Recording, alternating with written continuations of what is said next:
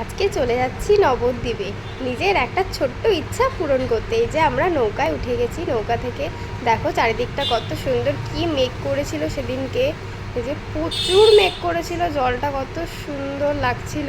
তারপর এই যে চলে এসেছি দোকানে, সিনি গোল্ড। এই দোকানটা চাচ্চারা বাজারে। এই যে ওদের কালেকশন খুব সুন্দর, যেটা দেখি সেটাই নিতে ইচ্ছা করে, এত সুন্দর সুন্দর জিনিস। তারপর একটা আংটি পছন্দ হলো, আংটিটা আমার আঙুলের সাইজেই না, আমার থেকে অনেক ছোট। তারপর ওটাকে আবার কাটাতে দিতে হলো। এই যে আমরা বসে রয়েছি, কেটে পালিশ করে নিয়ে আসবে। এই যে মা বক বক করছে, এত সরু আঙুল। তারপরে একটু চা খেয়ে নিলাম, তারপরে বাড়ি চলে যাচ্ছে। এই যে কি অবস্থা বৃষ্টিতে, সমুদ্রে আছি গাইস আমরা।